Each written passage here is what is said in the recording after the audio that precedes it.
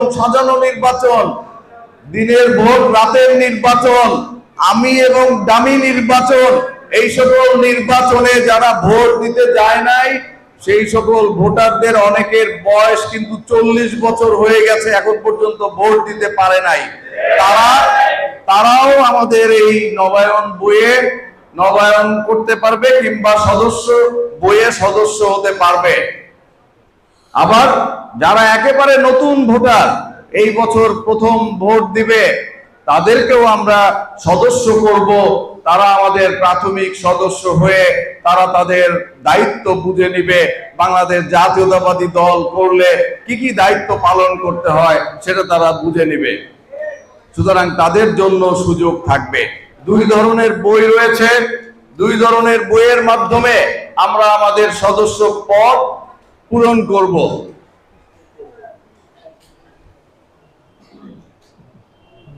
এখন আপনাদের সামনে এই নেতারা, আমাদের নেতৃবৃন্দ এই বইগুলো নেবেন এবং তারা আপনাদের সদস্য পূরণ করে দিবেন। কারণ আজকে তো এখানে সবাইকে সদস্য করার সুযোগ নাই, তাই না?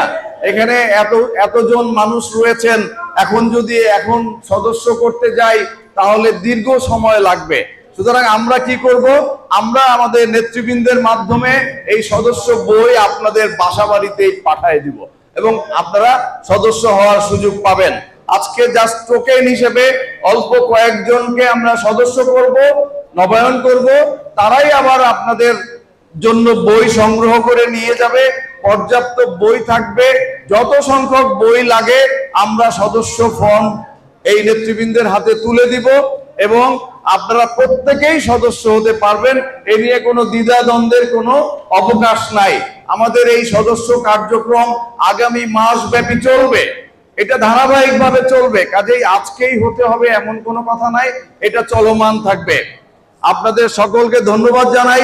আরেকটি বিষয় এখানে দেখতে পাচ্ছেন, এই মঞ্চের দিকে তাকিয়ে দেখতে পাচ্ছেন যে অনেকটাই নারায়ণগঞ্জ জেলা বিএনপি এবং সিদ্ধিরগঞ্জ থানা এবং ফতুল্লা থানা বিএনপি ঐক্যবদ্ধ রয়েছে, ঠিক কিনা?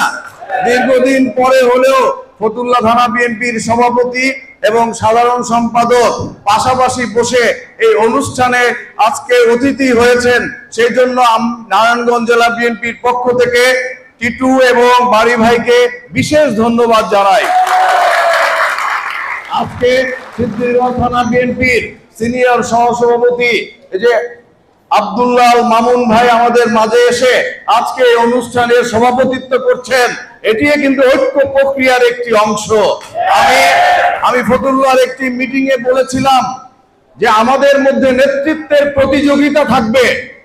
একটি ক্লাসে 50 জন ছাত্র থাকে, সেই ক্লাসে সবাই ফার্স্ট সেকেন্ড হওয়ার জন্য প্রতিযোগিতা করে। সেই প্রতিযোগিতা কিন্তু কোনো দোষের প্রতিযোগিতা নয়।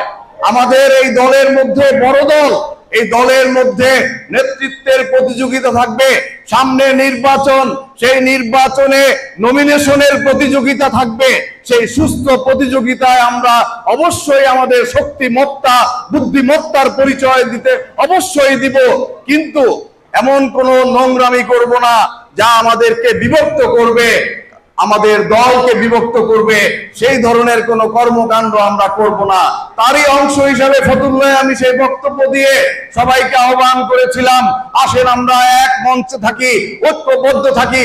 ঐক্যবদ্ধভাবে আমরা আমাদের এই যে না দেখা শত্রু, অদেখা শত্রু, আমরা জানি না আমাদের শত্রু কারা, কিন্তু আমরা দেখছি, আমরা বুঝতে পারছি, কিন্তু বলতে পারছি না।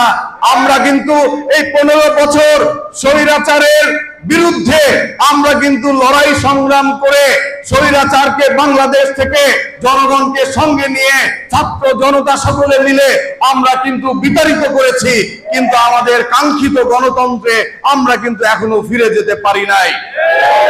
আমরা যে 15 বছর একটি নির্দলীয় এবং একটি অবাধ সুষ্ঠু নির্বাচনের দাবিতে জীবন দিলাম, জেল খাটলাম, মামলা খেলাম, আমরা হয়রানির শিকার হলাম, কিন্তু আমরা সেই কাঙ্ক্ষিত নির্বাচনের দেখা এখনো কিন্তু পাই নাই।